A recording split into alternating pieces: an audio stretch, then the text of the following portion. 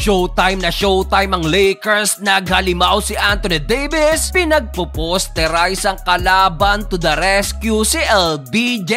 So another road game para sa Los Angeles Lakers. Kalaban this time ang Charlotte Hornets. Heto at simula pa lang literal na mainit na agad ang Lakers sa kanilang 8-0 run courtesy of Austin Reeves, LeBron James at Anthony Davis. Well, di pa natapos dyan ang early show ng Lakers. LeBron James reverse layup at under 6-minute mark. Umabot pa sa 16 points ang tambak. Unstoppable ang transition offense ng Los Angeles Lakers. Halimaw at nag-showtime pa si Anthony Davis na nagtala lang naman ng double-double, 21 points at 10 rebounds, shooting 9 of 11 sa field. Ibang klaseng performance ang pinakita ni AD. Walang magawa ang Charlotte Hornets. Natapos ang unang quarter, tambak malala agad ng sarado 20 ang home team, 19-39. Second quarter, gandang tic-tac-toe version ng Lakers. Reeves to LBJ to Jackson Hayes, alley-oop dunk. LaMelo Ball finally nagparamdam na rin matapos kumana ng back-to-back 3-pointer. Yun nga lang at nasaktan si LaMelo Ball sa play na to. Iika-ika pabalik ng locker room. Ayon sa report, hindi na makakabalik pa si LaMelo due to ankle injury. Pero despite of that, matapos ang posterized dunk na to ni Vando, abay biglang nakabawi ng massive run ng Hornets sa panguna ni Miles Bridges at Josh Green. Masyadong nag-relax ang Lakers. Nag-struggle pa si LBJ, shooting 0 of 5 beyond the arc. Natapos ang first half, na ibaba ng Hornets ang labang sa single digit, 59-51. Start of the third quarter nang muling mag-step up si LeBron James at Anthony Davis. Under 9 minutes, finally nakabutas na rin si LBJ beyond the arc. Miles Bridges naman nag-angas na sa kanyang end one stare down kay Anthony Davis, pero wala pa rin makapigil kay AD na meron ng 35